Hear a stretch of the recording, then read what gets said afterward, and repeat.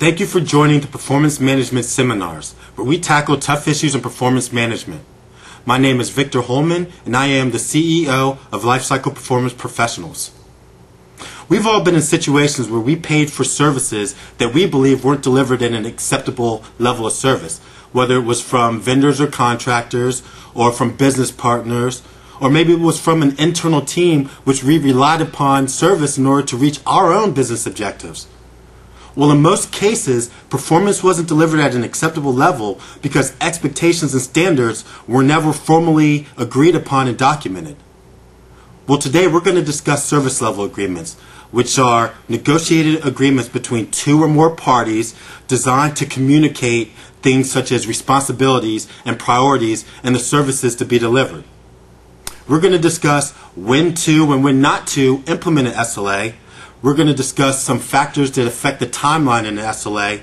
We'll discuss roles and responsibilities of a service level agreement manager, and we'll also leave you with a checklist so that when you do your own service level agreement, you'll make sure that all the components are included in order to have a successful service level agreement. We're going to find out that although an SLA is not a trivial task, it doesn't have to be such a daunting task either. So what is an SLA really? An SLA is a communications tool. It's up to the performance management team to help the organization understand just what the performance expectations should be. The SLA process is a two-way communication cycle. Identifying metrics is only part of the task. Success lies in how effective the SLA team can communicate with customers and agree on what will be accomplished, how it will be accomplished, and the consequences of success and failure. An SLA is a conflict prevention tool. SLAs help alleviate disputes by providing a shared understanding of needs and priorities. And through the communication mechanisms you'll put into place in your SLA, conflicts will more readily be resolved because both parties are interested in making it work out. An SLA is a living document. On a predetermined frequency and as organizational objectives change, the parties involved in the SLA review the agreement to assess service adequacy and negotiate adjustments. And an SLA is a method for gauging service effectiveness.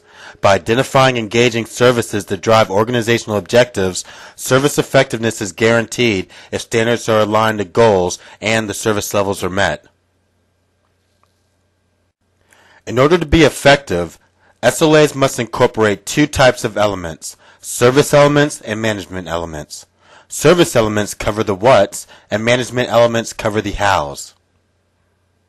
Service elements communicate the services provided, conditions of service availability, service standards such as time frames within which services will be provided, and the responsibilities of both parties.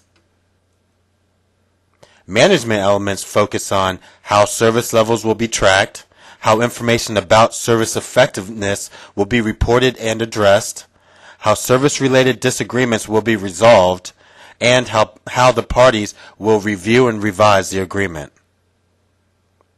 There are many benefits of implementing an SLA, such as managed expectations, boosted productivity, increased morale, etc.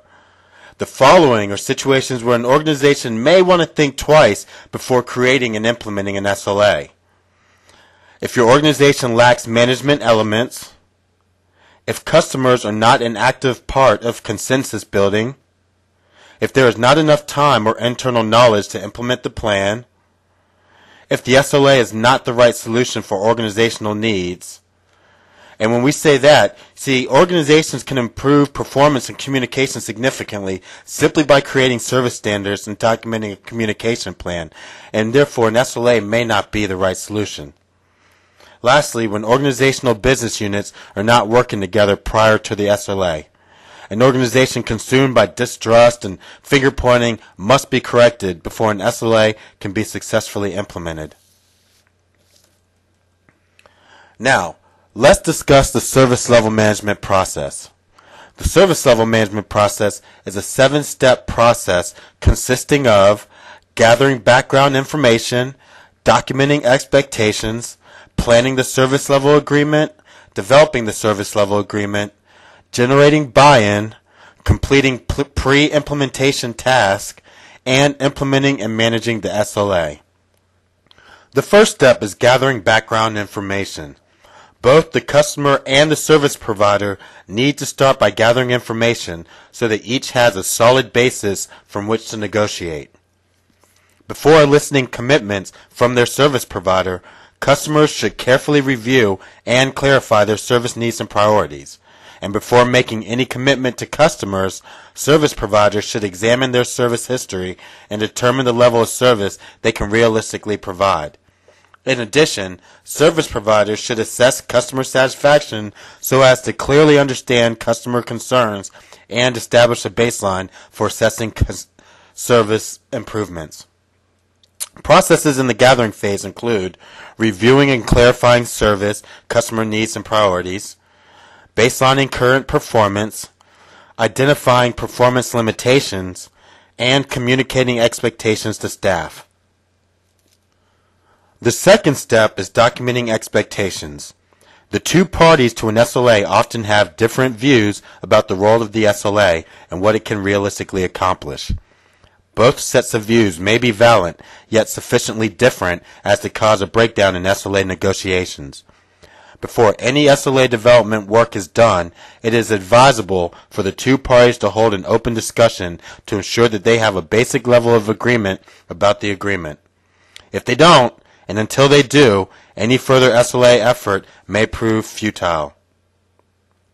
Processes in the documenting phase include identifying affected customers, agreeing on expectations, discussing customer concerns, and holding open discussions. The third step is planning the SLA. In this critical but often overlooked step, the SLA developers focus not on the agreement but on the process by which they will work together to create the agreement. Issues to be discussed include the division of responsibility for development tasks, scheduling issues and constraints, and concerns regarding potential impediments. In addition, the developers can benefit greatly by discussing their communication styles and preferences. By identifying similarities and differences right up front, they will be in an excellent position to minimize conflict.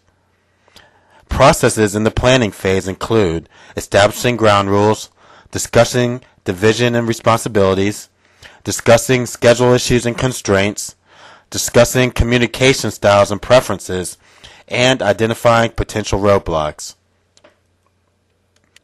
The next step is developing the SLA. In this step, the two parties create a structure for the SLA document and then discuss, negotiate, and over time reach agreement about the contents of the agreement. In doing so, they may each solicit assistance, input, or feedback from others in their organization. The duration of this step typically varies from several weeks to several months, depending on previous experience with SLAs, familiarity with the key elements of an SLA, and the state of the relationship between the two parties.